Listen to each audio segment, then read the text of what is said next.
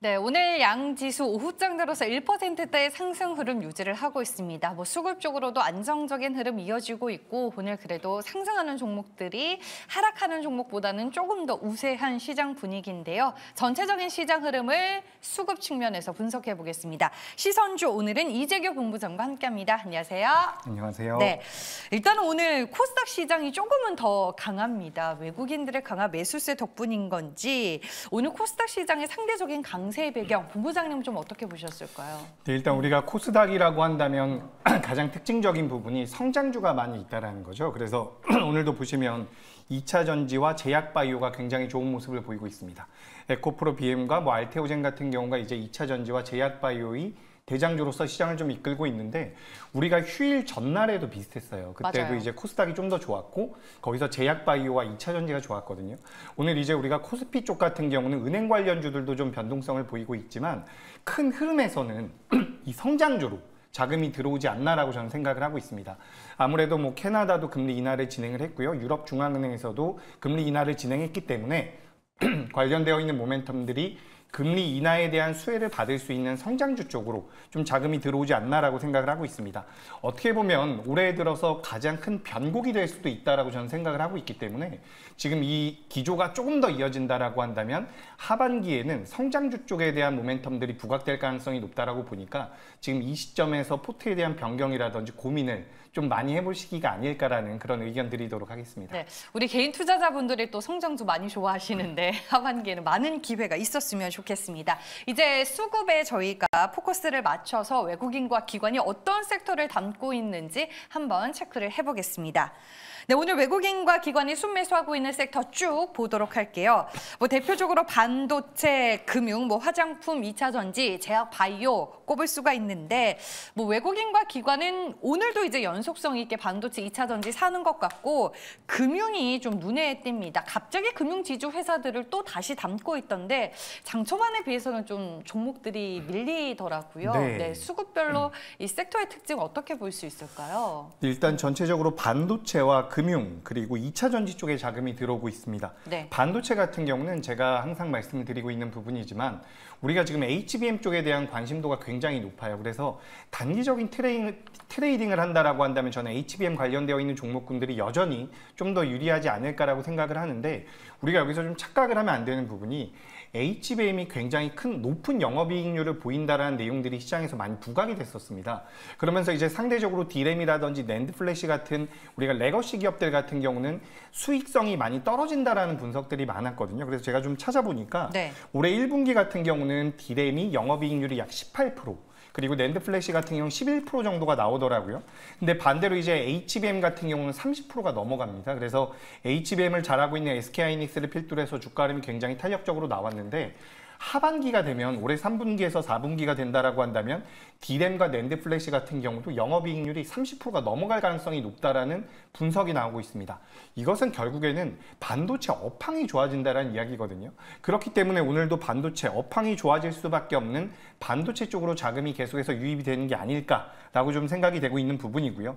그리고 2차 전지 같은 경우는 제가 아까 전에도 잠시 말씀을 드렸지만 GM 쪽에서 판매량이 많이 늘었다라고 해요. 1월부터 4월 달까지 판매됐었던 판매량보다 그 평균 판매량보다 5월 달에 약 50% 정도가 늘었다라고 합니다. 그런 부분들 때문에 전기차가 이제 캐즘을 극복하는 거 아니냐 이런 내용들까지 나오면서 자금이 들어온다라는 분석도 있는데 큰 흐름에서 봤을 때는 성장주 쪽으로 자금이 들어오는 게 아닐까라고 저는 생각을 하고 있습니다. 그래서 반도체 업황 좋고요. 2차 전지 같은 경우는 성장주 이렇게 좀 보시면 좋을 것 같고 금융주들 같은 경우는 방금 전에 앵커님께서도 말씀을 해주셨지만 오늘 약간의 단기 고점이 아닐까라는 생각이 듭니다. 네. 오늘 그러니까 저 PBR 관련되어 있는 종목군들로 자금이 유입되는 건 맞는데 추후에 결국에는 금리 인하가 진행될 가능성이 높겠죠.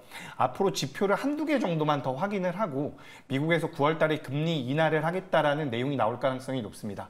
그렇다라고 한다면 은행주 같은 경우는 오늘 살짝 조심해야 되지 않을까 이렇게 의견 드리도록 하겠습니다. 알겠습니다. 22의 금리 인하 소식으로 오늘 금융주들이 장 초반에 반응하기는 했는데 좀 경계심을 가지고 봐야 할 때다라고 조언을 해주셨습니다. 이제 그럼 종목으로 들어가 보겠습니다. 오늘 외국인과 기관이 각각 선택한 종목은 어떤 것들이 있을까요? 총 8개 종목으로 제가 좀 추려봤고요. 그중에서 이제 먼저 SK스퀘어를 보겠습니다. SK그룹을 둘러싼 둘러싼 여러 가지 이슈와 모멘텀 속에 오늘 이제 신고가를 경신했습니다. 시선주에서 이제 몇 번 다뤘던 종목이기도 한데 개인 투자자분들이 따라잡기는 이미 너무 늦어버린 걸까요, 본부장님? 일단 네. 신고가를 경신하면 더 올라갈 가능성이 높기는 해요. 그래서 네. 우리가 주식이 참 재밌기도 하고 어렵기도 한 건데 네. 이제 신고가를 경신했기 때문에 저는 주가의 흐름은 더 이어질 가능성이 높다라고 보고 있습니다. 최근 뭐 SK그룹주에 관련되어 있는 여러 가지 이슈들도 있고요. 하지만 우리가 기업의 가치를 놓고 봤을 때는 SK스퀘어가 올해 들어서 흑자 전환이 됐거든요. 약 3천억 정도의 영업이익이 나왔다라고 보시면 좋을 것 같은데 지금 시가총액이 10조 정도가 나오고 있는 상황입니다. 그래서 앞으로 그 SK그룹주의 그 내부적인 사정으로 인해서 뭐 배당금을 늘린다거나 추후에 합병에 관련되어 있는 이야기들도 나오고 있는데 지금 기업의 가치만 놓고 본다라고 한다면 밸류에이션 상으로는 조금은 부담되지 않을까라는 말씀을 드리고 싶습니다. 그래서 개인적으로 이제 주가는 더 올라갈 것 같은데 여기서 이제 공격적으로 매수하기는 좀 어렵지 않을까라는 말씀을 좀 드려보도록 하겠습니다. 네, 알겠습니다. 뭐 주가 상승 흐름이 더 나올 수는 있겠지만 지금 매매 관점에서 따라잡기는 조금 부담스럽다라고 SK스퀘어에 대해서 코멘트를 해주셨습니다. 다음 종목 골라볼게요. 에코프로머티입니다. 기관이 5월 중순부터 정말 하루도 빼놓지 않고 에코프로머티를 산 게 확인이 됐습니다. 앞서서 이제 버스기사 네, 김준호 매니저도 소개를 해주고 가셨고 진짜 이제 채팅방에 지금 에코프로모티 매수해도 돼요라고 물어보시는 분이 있어서 기간 따라 접근이 가능한 구간이라고 본부장님은 보시는지 의견을 들어볼게요. 네, 네. 이제 2차 전지 쪽이 전반적으로 봤을 때 사실 올해 2024년도 들어서 주요 기업들의 수급을 보면요. 기관들과 외국인들이 전부 다 매도한 기업이 거의 없습니다. 아, 그냥 계속 꾸준히 사고 있었어요? 매수를 하고 있었다라는 거죠. 그러니까 업황에 대한 안 좋은 이야기들은 나오고 있었지만 실제로 매수를 하고 있었던 종목군들은 굉장히 많다라고 보고 있고요. 그리고 이제 어제가 아니죠. 엊그제부터 이제 에코프로머티 같은 경우도 좀 탄력이 붙고 있는데 저점대에서 저는 추가 상승의 가능성이 높지 않을까라고 생각을 하고 있습니다. 아직까지 업황이 완전히 돌아섰다라고 보는 건 좀 어려워요. 그래서 2차 전지 관련되어 있는 종목군들이 V자 반등을 해서 작년의 고점을 돌파할 것이다. 이런 관점으로 접근하는 게 아니라 그래도 올해의 고점 정도는 올해의 고점 부분까지는 반등을 할 수 있지 않을까. 뭐 이런 관점으로 좀 접근을 하시는 게 어떨까라는 말씀을 드리고 싶습니다. 그래서 에코프로머티 같은 경우는 조정을 좀 받으면 저는 매수의 관점이 맞다라고 생각을 하고 있고요. 실질적으로 이 에코프로머티가 잘하고 있는 게 바로 전구체와 관련되어 있는 부분이죠. 전구체 쪽에서 미국에서 중국을 규제를 하는데 이 부분이 2025년도부터 시작이 될 가능성이 높아요. 그래서 주가 흐름은 좀 더 선반영이 되는 부분들이 있기 때문에 지금부터 저는 우상향이 좀 더 이어질 가능성이 높다라고 봅니다. 그래서 저는 2차 전지는 보셔야 된다라는 말씀을 드리고 제가 초반에도 말씀드렸다시피 지금 굉장히 어떻게 보면 중요한 시점인 것 같아요. 유럽 중앙은행도 금리 인하를 했고요. 캐나다도 금리 인하를 했는데 여기서 만약에 미국이 금리 인하를 한다라고 한다면 9월 달이 될 가능성이 굉장히 높거든요. 그렇다라고 한다면 금리 인하에 대한 모멘텀, 즉 성장주 쪽으로 자금이 몰릴 가능성이 높고 그런 관점에서 봤을 때 전 2차 전지 긍정적으로 보고 있고요. 에코프로머티 같은 경우도 눌림이 어느 정도 나온다라고 한다면 2025년도에 기대가 되는 부분들이 주가에 선반영될 가능성이 높다. 그래서 지금부터는 주가의 상승 여력이 남아있다. 이렇게 좀 말씀드려보도록 하겠습니다. 네, 안 그래도 오늘 에코앤드림도 그렇고 에코프로머티도 그렇고 전구체 쪽이 좀 강하게 움직이는 것 같아서 제가 한번 여쭤보려고 했는데 그 궁금증을 풀어주셨고요. 지금 2차 전지 관련주들은 변화의 움직임이 나타나고 있다. 에코프로머티는 조정 시 매수 가능하다라고 의견을 주셨습니다. 네, 다음 종목입니다. 딥노이드를 골라보겠습니다. 역시나 기관이 픽한 종목인데 의료 및 산업 AI 매출이 본격화된다라는 증권사의 전망이 나왔습니다. 그리고 저희가 수요일에는 또 이효근 매니저가 시선주에서 탑픽 종목으로 꼽아주고 가신 종목이기도 하거든요. 네. 긍정적으로 봐도 진짜 괜찮은 종목이에요. 오늘 이제 지금까지 다뤘었던 기업들 중에서 차트상으로는 저는 딥노이드가 가장 좋다라고 보고 있습니다. 다만 이제 재무상으로는 우리가 조금 부담이 되는 부분은 있어요. 그래서 차트상으로 개인적으로 매매를 한다면 굉장히 좋게 보고 있는데 우리가 이제 공식적으로 공략을 하겠다라고 말씀드리기엔 재무가 좀 부족한 부분이 있다. 이런 말씀 좀 드리고 싶습니다. 그래서 우리가 지금 미용기기 쪽이랑 의료 AI 쪽에 관련되어 있는 종목군들을 좀 헷갈려 하시는 분들이 계신데 미용기기와 관련되어 있는 기업들 같은 경우는 실적이 잘 나와요. 근데 이 의료기기와 관련되어 있는 AI 관련되어 있는 종목군들은 관련되어 있는 기술로 인해서 만들어지고 있는 매출이 많지가 않습니다. 근데 다만 이제 딥노이드 같은 경우 오늘도 레포트가 좀 나왔는데 있는데 관련해서 AI 기술을 이용해서 이제 매출이 나올 것이다라는 얘기들이 나오고 있거든요. 그래서 그런 모멘텀들이 실제로 매출로 잡히고 영업이익으로 잡힐 때 흑자가 나올 때 공략해보는 게 어떨까라는 말씀을 드리고 싶습니다. 그래서 이게 시가총액이 2천억 정도 되는 기업이에요. 그래서 사실상 탄력도라든지 개인 투자자분들께서 매매의 관점으로 접근할 때는 굉장히 좋은 기업인데 다만 재무가 조금은 부담이 된다. 이런 기업들은 갑자기 뭐 유상증자를 한다든지 이런 부분들도 있을 수가 있기 때문에 만약에 공략을 한다라고 한다면 비중을 좀 줄여서 하는 게 어떨까라는 의견 추가적으로 드리겠습니다. 소액 투자로 한번 접근이 가능한 것 같다라고 딥노이드에 대해서는 코멘트를 해주셨습니다. 마지막 종목 분석해 보겠습니다. 기관이 오늘 코스닥에서 매수하는 종목 중에 바이오다인이 있던데 저한테는 이제 좀 생소한 기업이어서 찾아보니까 체외진단 기업인 것 같은데 지난 수요일에 콥데이가 진행이 됐고 좀 뭔가 이슈거리가 있는 것 같더라고요. 예, 이게 지금 말씀하신 대로 체외 진단 쪽과 관련되어 있는 기업인데 지금 자궁경부암과 관련돼서 기술력을 많이 가지고 인정을 받고 있는 부분이 있습니다. 지금 제가 찾아보니까 액상세포 진단 테스트의 핵심 기술을 보유하고 있다라고 하는데 이게 자궁경부암에 대한 이제 조기 발견을 하기 위해서 계속해서 이제 조기 진단율을 높이기 위해서 WHO 쪽에서 노력을 하고 있다라고 해요. 근데 이 진단을 받는 그 확률 자체가 아직까지 40%가 안 된다라고 하는데 이걸 70%까지 넘긴다라고 지금 목표를 하고 있다라고 합니다.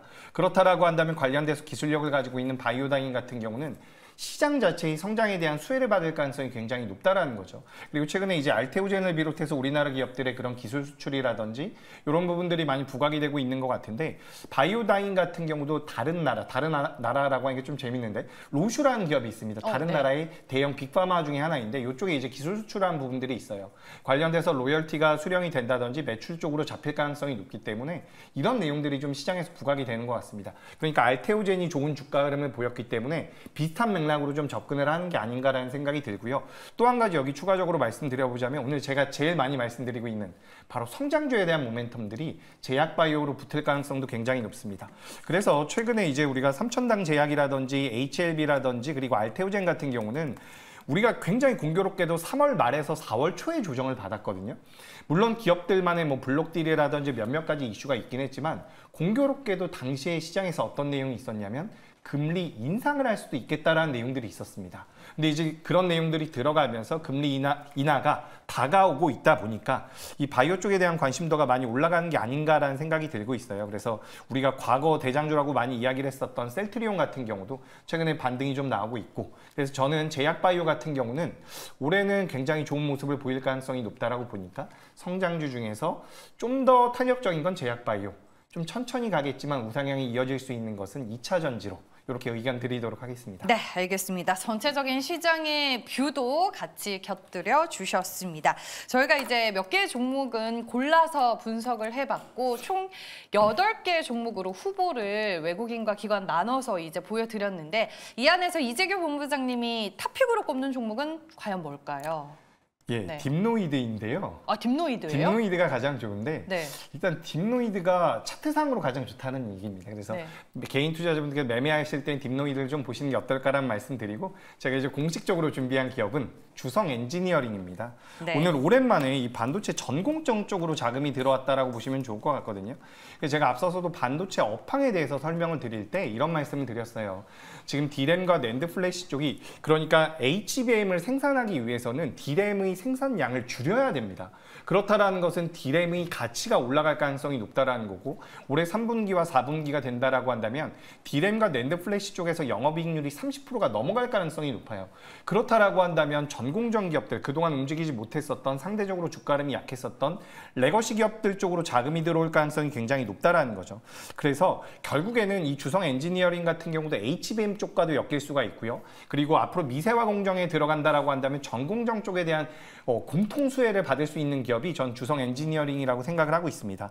그래서 올해 영업이익 같은 경우도 2025년도입니다. 2025년도면 내년이기 때문에 지금도 좀 멀긴 하지만 내년 영업이익 기준으로 봤을 때 지금 시가총액이 1조 6천억 정도인데 전 여기 저렴하다라고 생각을 하고 있습니다. 그렇기 때문에 주성 엔지니어링, 반도체는 저는 꼭 좀 보셨으면 좋겠어요. 그러니까 아무 종목이나 보시는 게 아니라 단기적으로 매매를 하시려면 HBM과 관련되어 있는 기업, 중장기적으로 보시려면 레거시 기업 기업이 좋은데 주성 엔지니어링은 둘 다 엮여 있다라는 말씀을 드리고 싶습니다. 그래서 해외 메모리사나 비메모리 쪽에서도 매출이 늘어날 가능성이 높다라고 보니까 전 주성 엔지니어링 눈여겨보셨으면 좋겠고요.